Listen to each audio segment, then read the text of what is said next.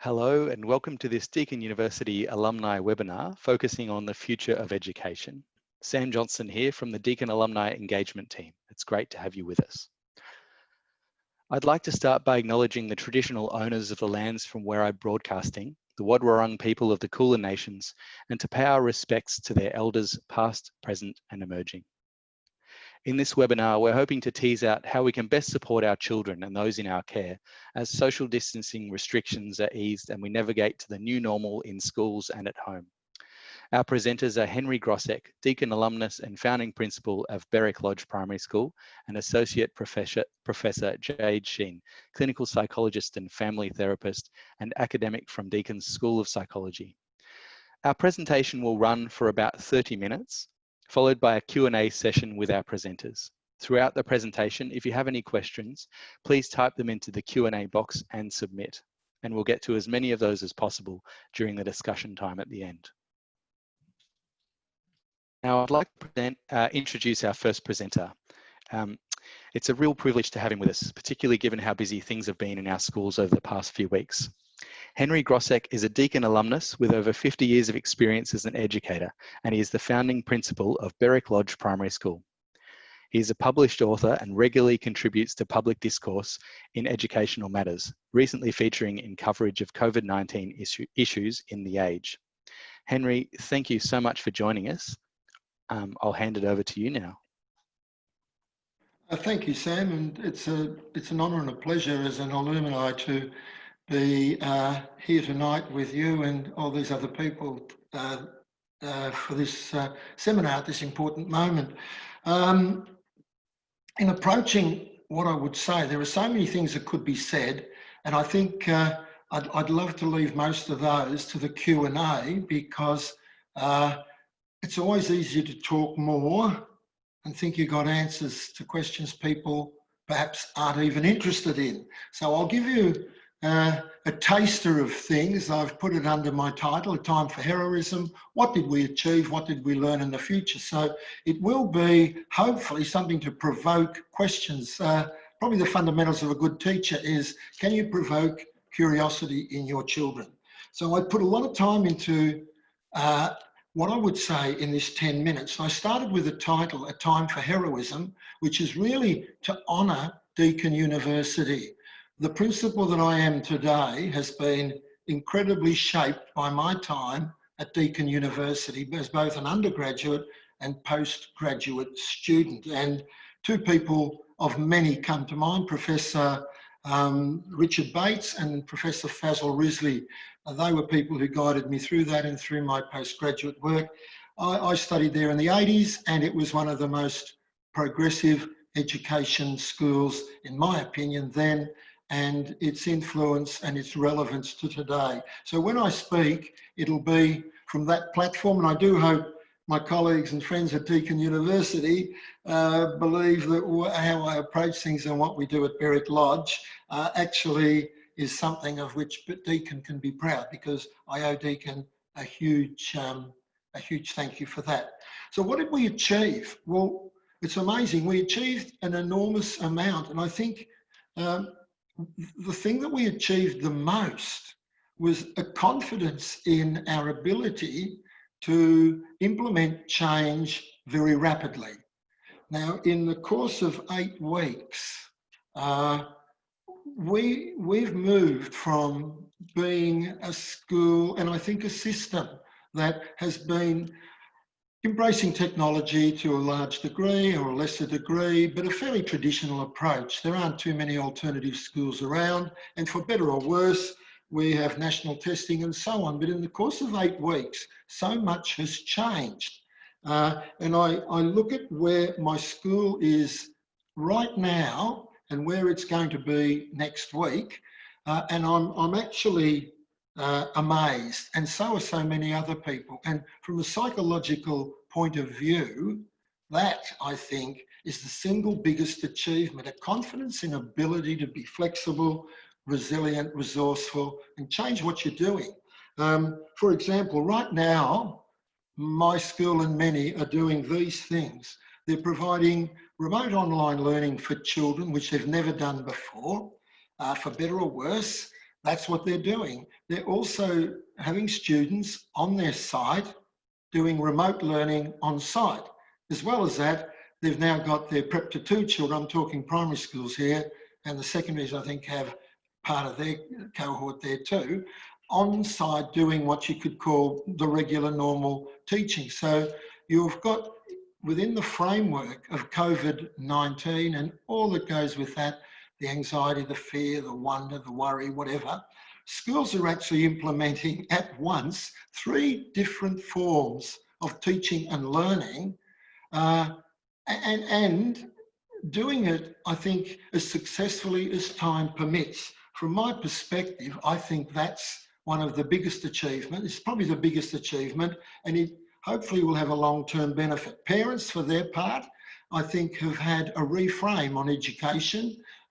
I see a lot more fathers, I know they're working from home, coming to school and being engaged in their children's learning at home. It's been hard for parents, very hard.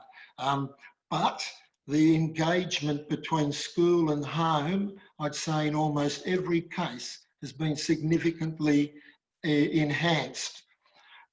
What did we learn? Well, this goes back to my time at Berwick, at Deakin, and the work that I've done in leadership. I've been very fascinated about change management in leadership.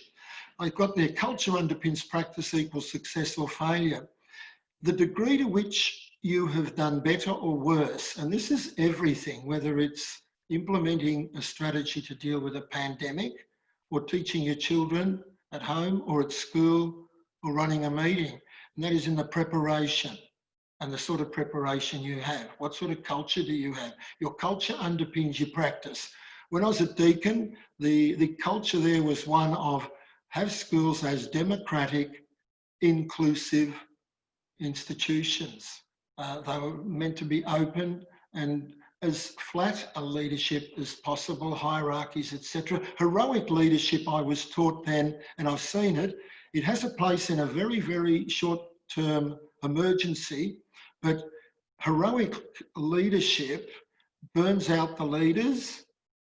It doesn't really, it's not sustainable, and it doesn't empower people. So if you've got an organisation where many people have got authentic buy-in and you have open, distributed leadership, where you have excellent communication, those things come from that culture of respecting everybody as an equal partner. If you've got that in place and good practice, I won't dwell on it, but our school, I think, is one of few in the world that has ISO 9000 quality management system. The essence of that for our school is that we have consistency of practice, we respect all our stakeholders, and we're focused on continuous improvement. So our school has a consistent, across the system, democratic approach. So the end result was that I think we've done as well as we probably could have, as well as other schools have done, but we've done very little different. And everyone's as burnt out as each other, if we are, and we're all as happy as each other with the successes. It's a team. And if you haven't got that in place in the first place, I know it sounds boring, but it's getting your organisation into a place where I believe a democratic, inclusive culture with good organisation, excellent organisational practice that people understand, buy-in, that sets you up to do as well as you can in everything and in this. Successful schools are authentic communities of learners. This brings in the parents. It flows from what I just spoke about, and that is that if you have respectful partnerships between all your stakeholders, you share the burden, you share the joys, and you share the workload. And at the end of the day, someone asked me last year my take on leadership. And I said, over the years that I've been a leader, I've learnt my leadership to be really grounded in the following. I can't do everything, I shouldn't try to do everything. And I have 2 goals, and that is to have my school peopled by people who cover all the bases of things that need to be done. That's number 1. You want to have people come and cover the things that you know need to be done. And the second thing is keep them. That comes back to your culture.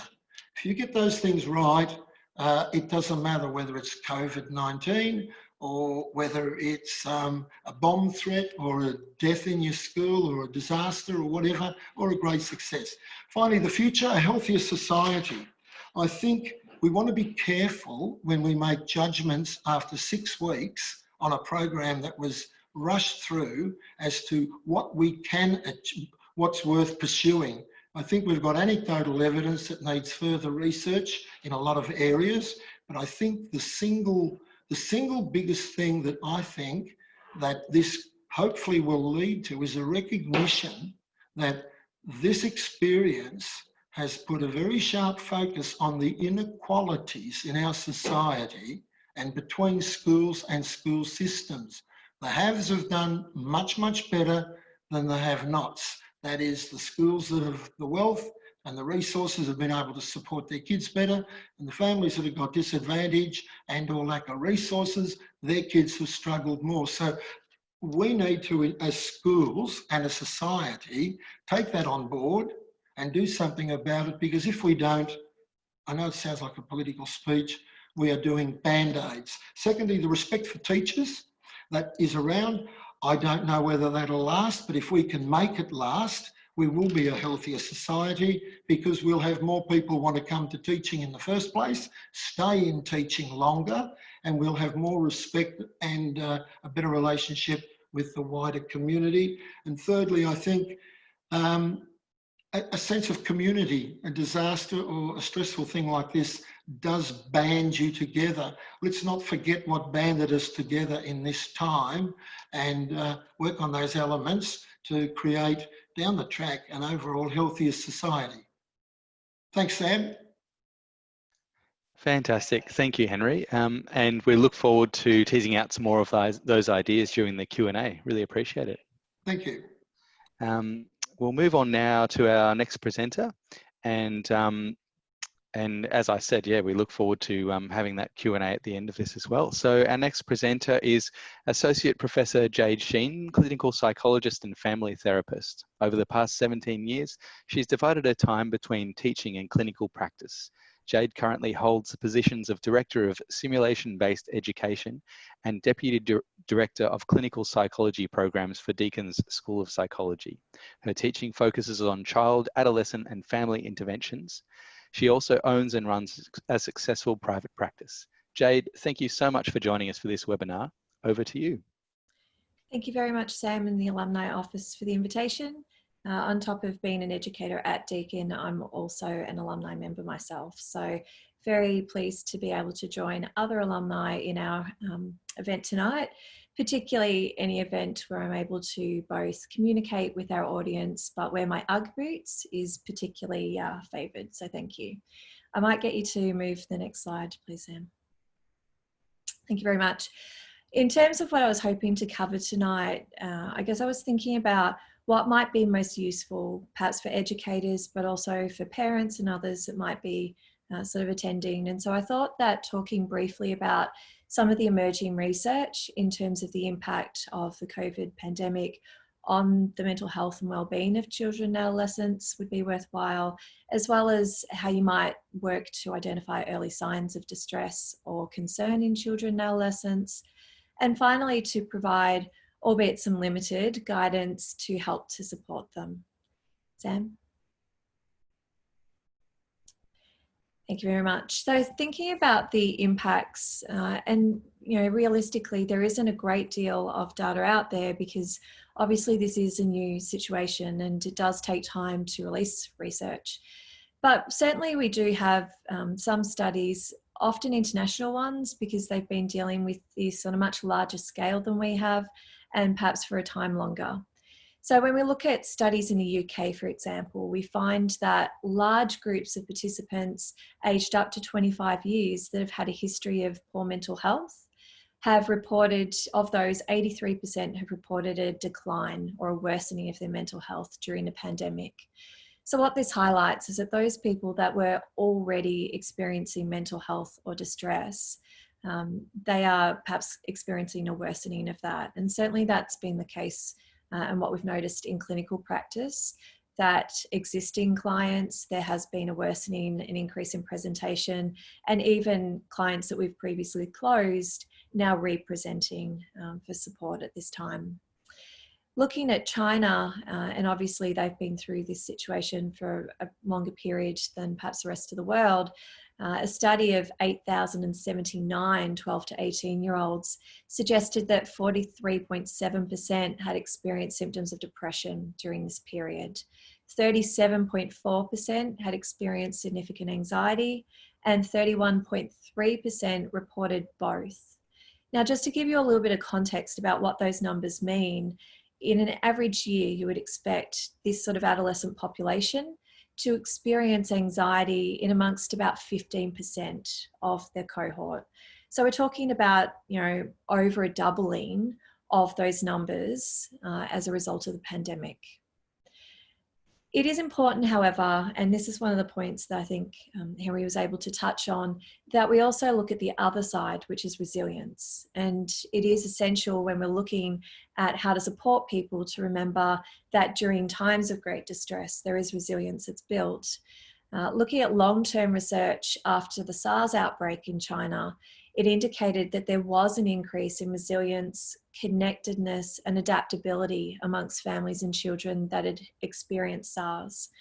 And so this is an important learning, whilst we obviously don't have long-term data from this COVID-19 pandemic, that related outbreaks or related situations have indicated that there are positives in addition to the challenges. Sam, if we can turn over. So thinking about the type of research that Deakin's running and some of the things that we've noted, we are running a number of studies at the moment looking at recruiting parents and families to investigate the impacts of COVID-19 on these groups. And so the idea is that obviously we want to get some of that longitudinal data to really look at the long-term impacts and benchmark that against other epidemics or pandemics that have occurred. And I guess in thinking about Australian data that has emerged, and this is at very early stages, we're noticing that families are reporting an increase in distress. As Henry highlighted, those families that were already disadvantaged, that were already at risk, have perhaps had a worsening in their situation. But we have again also noted an increase in bonding and connectedness amongst families. And I have only to look out my window every day when I'm teaching classes from my office to see families going on their bikes and walking the dog and exercising and enjoying time together, to really be able to witness that increase in connectedness that, I simply don't think was there 5 months ago. Thanks, Sam. So outside of resilience, we do need to consider what might be some signs if your child or adolescent is not doing well. And it is certainly one of the questions that is asked most often of me as a psychologist. How do I actually know when, the situation my child's in isn't just a normative response to a difficult situation, but is something that is of more concern? So I would suggest to you that if you see regression in children or adolescents, whether they be your students or your own children, and if that regression is significant and maintained over a period of time, then that might be a sign that we might perhaps need to put some support in. So by regression, I mean children perhaps increasing neediness, or I guess a colloquial term being clinginess toward their parents. Wanting and needing you to do things that only months ago they were able to do independently. And sometimes with younger children, even more overt kind of signs of aggression. For example, regressing in terms of their toilet training or regressing in terms of their bedtime activities. If your child is presenting with multiple physical complaints, headaches, tummy aches, without any sort of clear physical basis, this might also be a sign that we need to perhaps support them. If you notice any social withdrawal or withdrawal from the family, excessive reassurance seeking, one might ask what excessive is, and I guess we take the child's age into account here. And sometimes behavioural challenges. Not all children that are upset or anxious will present as teary and clingy. In fact, some present the opposite, and they present as angry and resentful. And we need to understand that that behaviour can come from the same place. Finally, I would consider things like irritability, as adolescents with depression will often present with irritability as opposed to severely lowered mood when they're depressed. If you're noticing that your child is more upset, is teary, avoidant, or any changes in sleep and appetite. And most importantly, if these changes are sustained for a period of 2 or more weeks and impact on their day-to-day functioning. So these symptoms get in the way of their ability to do things that they would ordinarily do, that might be an indicator that we need to look for additional supports available to help them out. Finally, I would suggest to you that if you had any concerns regarding risk, particularly amongst adolescents at this time, that might be something that we might have a lower threshold for, and we might take them into the GP or another agency to look at support, perhaps a little bit quicker. So I might get you to skip to the next slide, Sam, because I've already addressed that. And in terms of, sorry, going back one. So in terms of what it is that you can do, some of the things that as parents and as educators you can do to support young people during this time is to give them an opportunity to talk about how it is that they feel. And sometimes this can be a challenge depending on the age or nature of the young person. So remember that, you know, when we're talking about communication, it isn't always through this verbal forum, that sometimes it's by watching their play and the themes that are coming out in their play, by drawing and writing stories with them or making up stories. Often we can identify moments or periods of distress through these mediums. We also need to think about giving children opportunities for choice wherever possible. This situation has completely changed their day-to-day routines and lives and really taken choice away from most of us.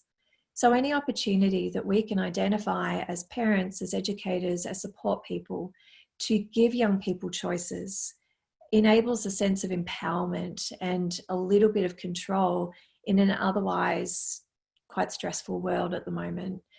So I would certainly be focusing and encouraging you to consider that.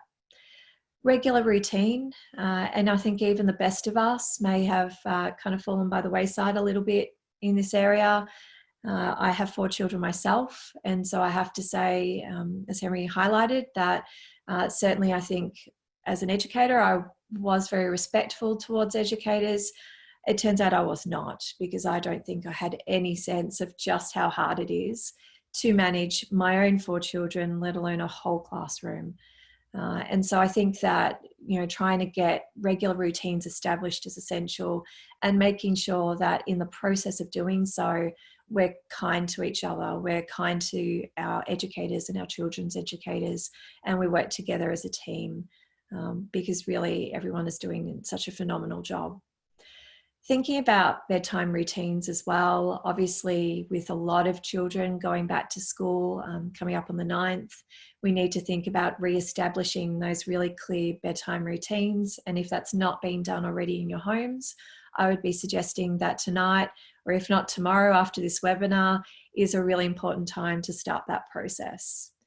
And finally, 2 really important points is to focus on fun. So often during times of stress, we can lose that focus on fun and playfulness.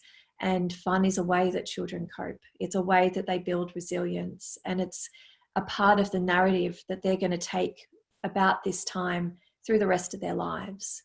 And so if you have an opportunity to build in moments of fun, then I would certainly encourage you to do that. And take care of yourself. I think that one of the challenges, and as I mentioned, you know, even for myself working from home and supporting my children at home at the moment, is that there hasn't been a lot of time for ourselves. And so I really do encourage each of you to think about ways when the kids go back to school, you know, about whether or not you can have a mental health day. Can you take some extra time out? Can you start work later in the morning and just have a coffee with a friend, socially distanced one? But do think about ways that you can take care of yourself. This message being to parents, but also to educators and other people out there. It has been a challenging time. So moving on to the next slide. One of the other activities that I will often do with children is to talk to them about what it is in their world that they can control versus the things that they can't. And the idea of doing this particular little diagram with them is to help them to both talk about and operationalize and problem solve the things that they can control, give them a sense of autonomy and power over that, but also to recognize that when they can't control things, they need to find ways to move away from that, to distract themselves, to engage in mindfulness, breathing, or any of those other activities. So really trying to tease out, I guess, what it is that they can manage versus what it is that they don't have power over at the moment. Moving on to our next slide and coming up very close to the end here. Onto the next one if we can, Sam. So in terms of where to get help, certainly I think that these slides will hopefully be shared by the alumni office. And so I've included some links and some telephone numbers there. The first and best conduit I think that most of us have is our general practitioner. So talking to them about what services are available for whatever concerns that you might have. If not, there are some more generic concerns or generic support. So we have Beyond Blue, Lifeline that provide an invaluable 24/7 support. Headspace and another number of other organisations and services that are out there to help you and to make sure that if you notice the concerns I've talked about, if you notice that there's been a decline in your students or in your children, then please do reach out for help. And just finally, moving on to the next slide, I did just want to put in some resources that are available. The British Psychological Society particularly has released some fantastic free resources for schools, educators, parents as children return to schools in the UK. And there's some fantastic videos available on that website. So please do have a look at these resources. And I'm going to hand it over to you, Sam. Thank you. Thanks so much, Jade. Thanks for that wonderful presentation. And as you mentioned about sharing the slides, we will be sharing a recording of this webinar as well in a few days with all registrants. So they'll be able to access that information there too. And now's the time to start our Q&A session. So for those people who've been holding on to your questions, please jump into the Q&A box on your webinar controls and type those in, and we'll get to as many as we can. Henry, I'd welcome you to rejoin us now with your video as well, and we'll get started. We've got plenty of time now to go through lots of questions, which is great. First question came in from Hurley, sorry for the pronunciation, who's joining us from Indonesia. Also a Deakin alumnus, who wonders how we can best support our students beyond COVID-19. I suppose as they settle back in. I might throw that one to you, Henry, to start with.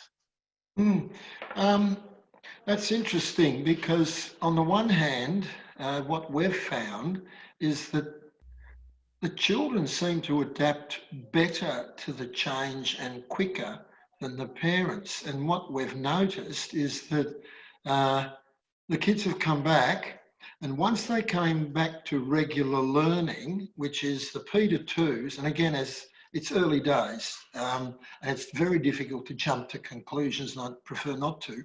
But we noticed that the children get back into their routine at school pretty quickly once they're in their normal classroom. In the 2 weeks that we had, 4 weeks that we had students only on site with the massive social distancing, 10 per classroom, and they were remote learning, there was a much higher level of anxiety among the children. It was a stilted, awkward learning environment.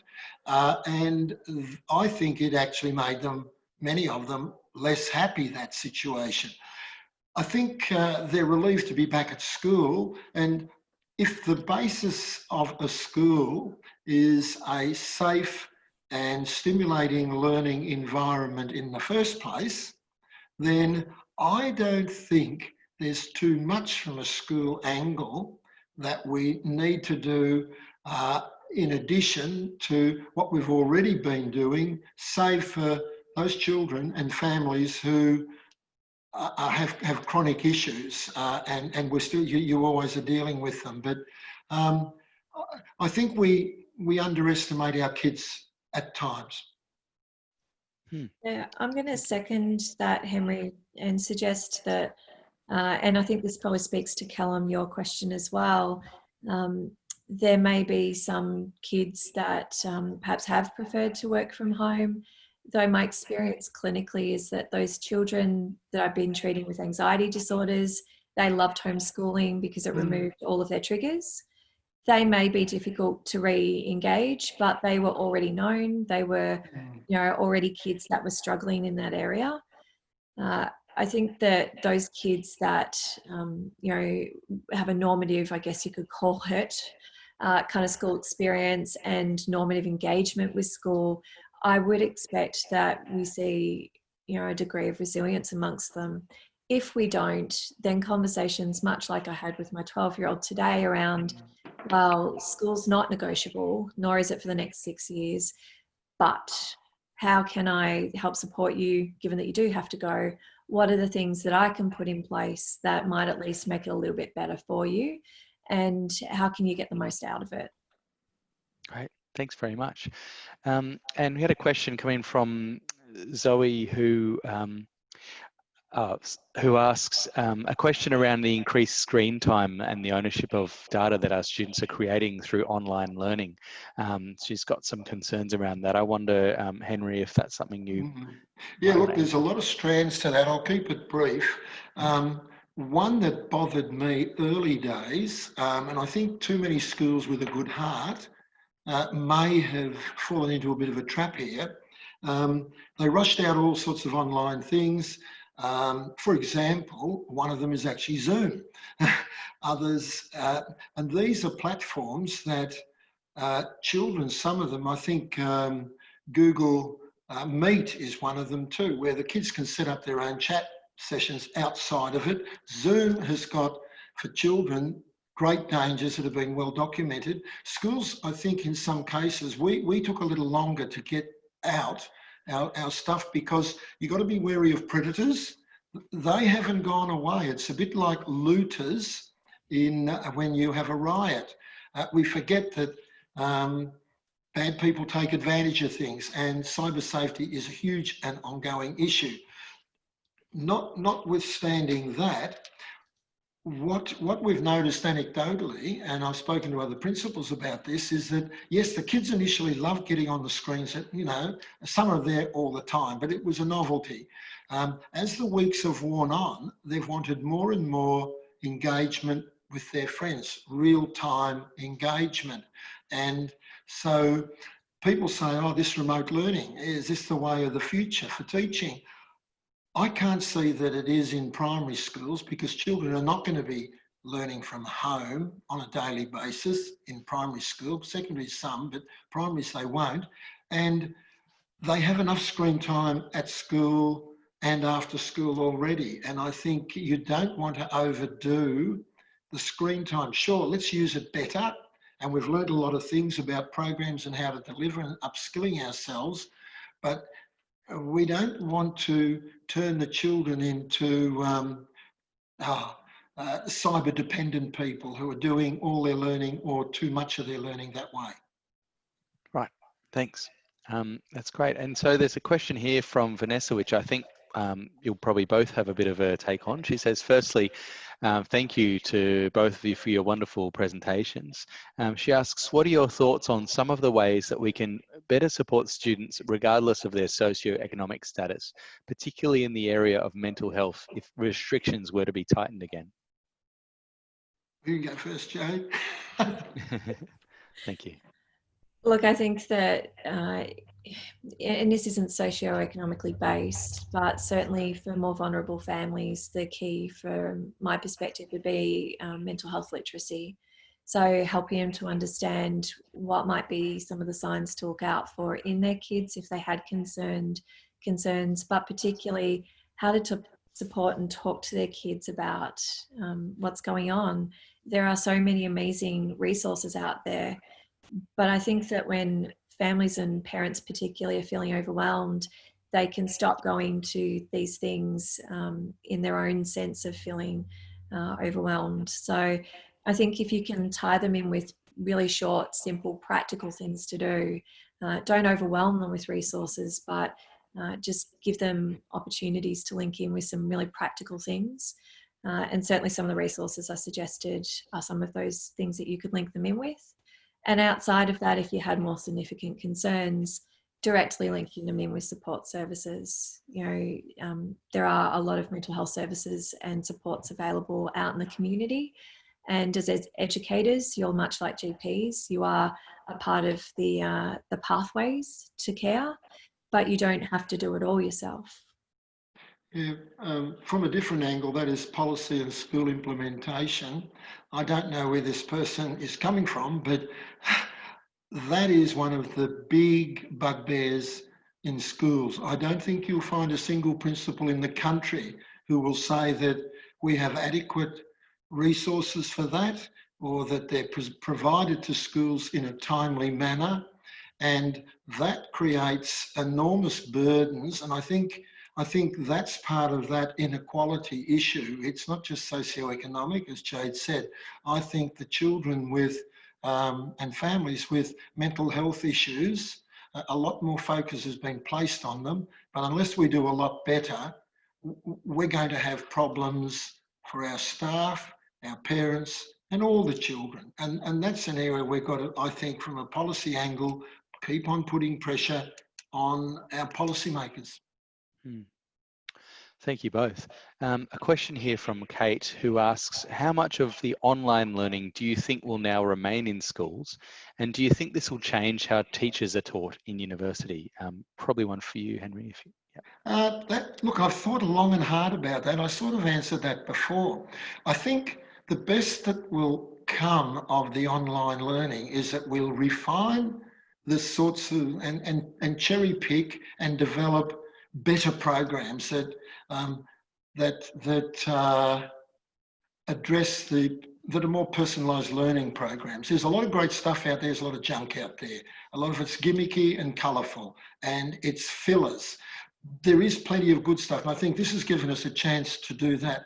But I don't think down the track that we're going to become far more online institutions in school. There's something about human interaction that I think there's a lot of generations need to go before Darwinianism, if that's the right word, breeds it out of us and we become technological creatures. So beyond that, and how will teachers be taught? Well, I think the younger teachers are already being taught technologically. Look, when you look there, all the things that have been out there in the remote learning, Google Classroom, Google Meet, Edmodo, all those things, there's lots of it out there and it's already been used, I think, in a time level sufficiently, but maybe refine what we use and how we use it. Thank you, Henry.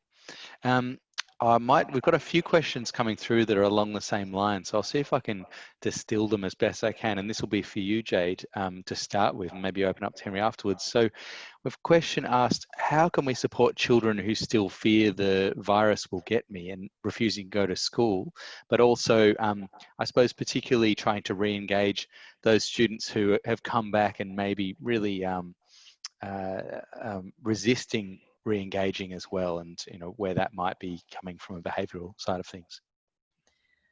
Look, I really feel for the position I think parents have been in this situation, because a lot of parents have been stressed themselves, but also having to navigate their children through this world where there are all these increased safety measures and precautions that they're needing to take. And having the right words for that and having the right frame to explain that to your children, I think is incredibly challenging.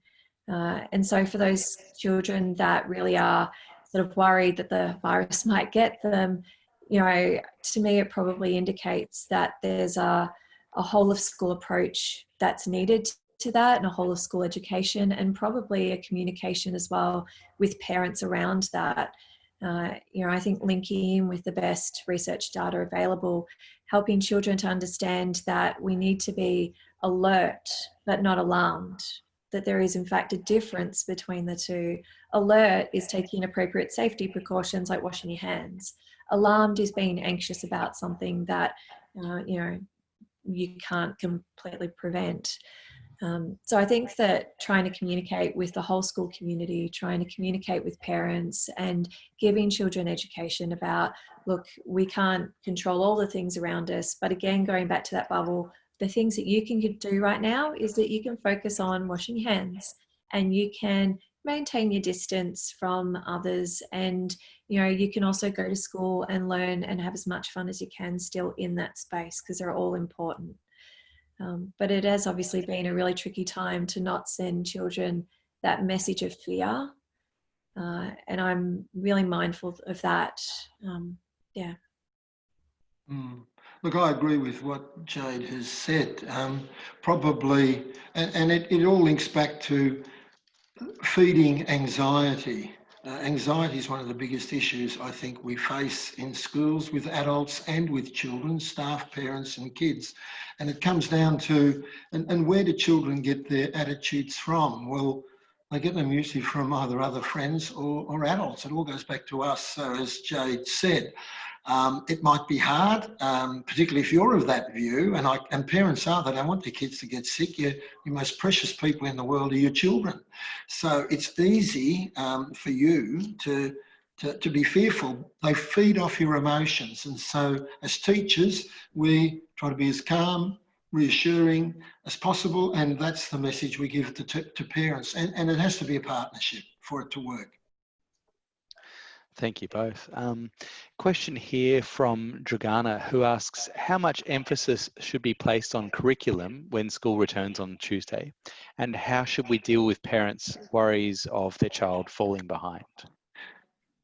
Right. I think we should place the same amount of emphasis on curriculum when we go back as what we placed on it before we went away.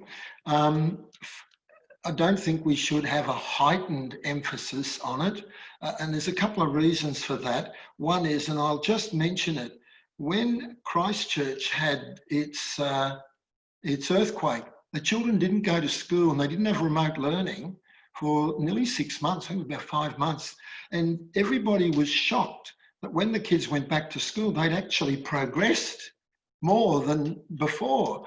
So the question then is, what was causing the slippage that didn't happen? Why wasn't there slippage?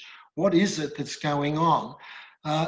Two things there too is, if you've got a good environment and you've got healthy, nourishing, stimulating learning tools around you, children and adults, we can accelerate.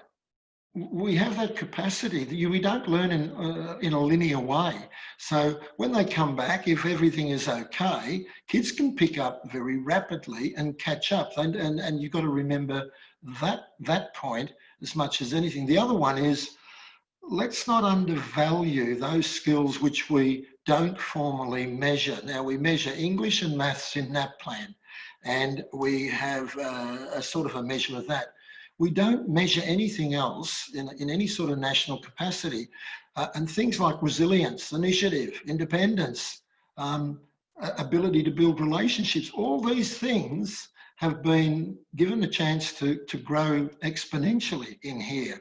Now, if you're more confident, if you're more engaged with people, if you've got more, you've had the chance to be creative when you haven't, if you've been entrusted with responsibility, those things put you in a better place when you come back to learn academically.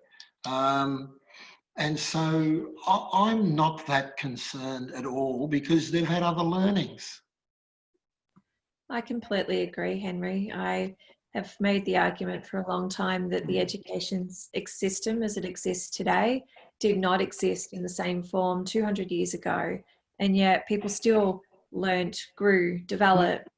There are so many ways to learn, and whether it's baking with your parents and learning fractions through measuring cups, or it's, you know, actively measuring and learning things in a classroom, there are a lot of opportunities to learn. And if we can make sure that kids are positive and focus on their sort of well-being, then I think they're going to be a better place to learn. I just wanted to add one quick caution there though. The kids that I have worked with in the past that have had school refusal find themselves often in this loop where they are anxious about going to school, they don't attend, they then fall behind and are more anxious to return because of this pressure to increase and catch up on their learning. And so we really want to be careful that we're not pressuring children in those early weeks. Now you've got to catch up, now the real learning occurs, because it will make them anxious. So if you can listen to Henry's wise words and just stay the course, I think that that's probably the best way to go.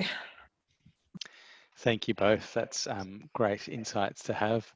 A question that came in from an anonymous attendee who asks, what do you think were the key factors that differentiated the haves versus the have-nots in terms of resources, etc.?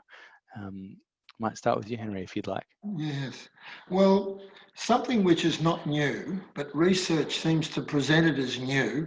Now, when I started at university and I studied sociology at that time, in the early 70s, one of the first things that we discovered when we studied the sociology of education was that children who came, you could almost define a child's chances of success at school by the socioeconomic background of parents. That was common academic knowledge 50 years ago. And to a large degree, it still holds today. So the children that have done better are those who have parents who have the wherewithal to support them at home in their learning. They had in this case the digital technology, and they have a very strong buy-in into the type of education systems that we have. And we tend to often say those are the middle class, well-educated people. Now, everybody wants the best for their children. You have to be middle class to want your kids to have a good education. But if you have those resources and you have that educational background and you have the networks to provide those resources, if you couple that with another factor, which I think the inequality comes in, and this would be Jade's field, I'm sure. Those people who have special needs, the families, and I'll broadly say special needs families, that's the other category that are severely disadvantaged in this remote learning setup. Let me finish by saying this. I've never been a great advocate for homework. And I say that for this reason, is that in a school, you would never provide learning materials to students on such a non-level playing field as the children have when they go home to study. They have everything from parents doing the homework for them to places where they can't even find a quiet moment amid the din and the dysfunction to study. And yet we expect so much from all of them. And this situation, I think, has amplified that. Yeah, look, I would certainly agree with everything that you've said. It is, I think, particularly troublesome for those children whose parents have a mental illness and perhaps don't have, or physical illness and don't have capacity to assist or aid in their learning. But particularly for the students that I work with that have learning disabilities or learning challenges, and I work with a number of kids on the spectrum as well. I think that those are the kids that really have been quite disadvantaged. They don't, as you've mentioned, Henry, have a quiet place at home to study. They might not have access to laptops to access resources. They're already having learning challenges, and they may perhaps have a parent at home also that has a learning challenge. And so how do you bridge that gap to create knowledge where it's needed? I think that these would be the have-nots from the psychological perspective, and these would be the groups that I do worry about falling further behind. I don't think that it's going to be the story by and large, but certainly for those small groups, it will most certainly, I think, be a significant concern. And my concern is that that will have an intergenerational impact as they fall further behind. So advocacy would be my solution to that. We need to advocate our government, not just to support mental health and not just to support healthcare, but to put money back into our education sector. Thank you both for your responses on that. A question that came in from Leah asks, in reference to resilience, is it best to dwell and spend a lot of time with students on their concerns and worries, or is it a back to normal and getting them back to routine and business as usual approach? Well, resilience is the ability and capacity to move on despite tough things. So I think in that the definition, it suggests perhaps what we need to be doing. We need to be supporting kids to carry on, not to, I think, provide a small space to acknowledge the concern, to validate their concern. But then after that, it's let's get on with it. Let's get back to life. Let's get back to routine and to build those strengths and capabilities to do so.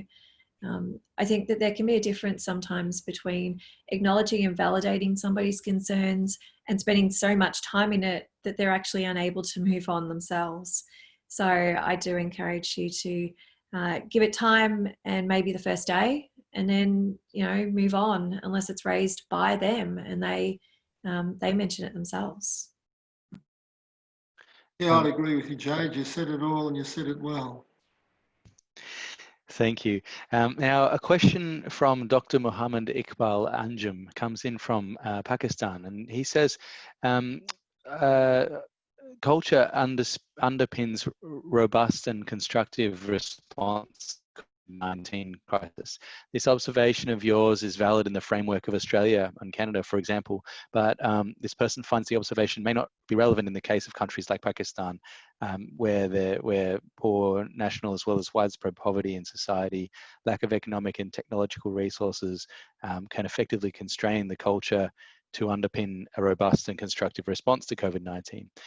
Wonders how your proposed culture-centered response can be made to work in a case like the one that they're experiencing in Pakistan. Yeah, well, I think until you get a nation of people that are cohesive and united in their purpose and direction, all you'll get, and again, I say this respectfully because I don't know Pakistan personally, but I would think that until and unless you get that level of respectful cohesiveness and agreement between people, and that's basically at the end of the day agreement on values and approach, what you would have is whoever is the dominant group at the time and has the power, they would serve their people the best, and the rest of the community would have to go along with it.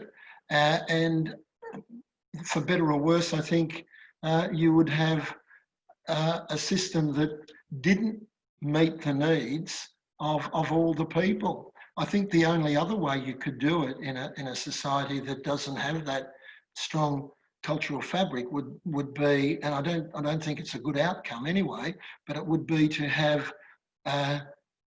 different educational institutions for different groups. Now, here in Australia, one of my disappointments actually as a public education person, from my perspective, is we have a public and private system, and we have, it's a competitive system in many ways, and I think it does nothing at times to build a cohesive society. And I think, and we see governments playing political games with each other, and we've seen in recent times some of the attitudes of people who go to one sector or the other having a very limited respect and tolerance for the cultural mores and values of people who go to the other sector. And I don't think that's healthy for a country. So it doesn't answer your question, but I do think the aim must be work to a united front and find a way to compromise an agreement between people. Otherwise, you just have a fragmented type of society. Yeah, I want to respectfully acknowledge that many of the things that we have talked about is very much within an Australian framework and context, and probably angled and directed towards those developing nations that have different access to resources. And the reality is that we probably don't really understand the experiences of developing nations in this period, except to say that I was in Vietnam at the start of this pandemic, working in a psychiatric hospital in the rural area. And so firsthand got to see actually students not returning to schools and what that looked like, and, you know, students going to work with their parents. And, you know, there was still learning that occurred in those contexts in really poor parts of the country and really underprivileged sort of areas. Children going and helping their parents hand over money if they were shopkeepers, or helping them to cook in the kitchen. You know, these children had to be reintegrated somewhere when the schools were closed, and many of them were either taken in by family or they were integrated into a workplace. Again, it's another form of learning, and whilst it's not equal to what has perhaps happened in Australia, we shouldn't also diminish it. You know, I think that there's great value in it as well. Thank you very much. Unfortunately, I think we've run out of time now, but it's been really great to have that question and answer time. And as I mentioned, I might send some of these questions through to our panelists to provide some more answers when they have time. But thank you both for your generosity of time and for your insights. Really appreciate it. And thanks to everyone for sending your questions in. I've got a few more slides to get through now. So just please bear with us. I share a bit more information. So to our alumni out there, we'd love to stay connected with you. Please do update your contact details with us. You can update the contact details form at engage.deakin.edu.au or email us on deakinalumni@deakin.edu.au. Follow us on Facebook and LinkedIn. There's lots of information there, and on YouTube we've got lots of good content as well. For alumni as well, just so you know, you have the ability to access a 15% bursary to get a 15% discount on postgraduate course fees. That's for Deakin alumni and immediate members. So please take advantage of that great offer. We are currently running a fundraising campaign to support students affected by COVID-19. The Student Emergency Assistance Fund distributes emergency grants of up to $500 to students experiencing financial distress. Every dollar you give provides relief, with 100% of your gift going directly to this vital program. If you're in a position to contribute to this fund, please consider doing so. Thank you. And just to let people know that past webinar and seminar recordings are available on the Deakin alumni website, and this recording will also be uploaded in a few weeks. But to let you know as well, you will receive the recording via email in a few days as a link too. Thank you once again to Henry and Jade. It was wonderful to have you with us tonight.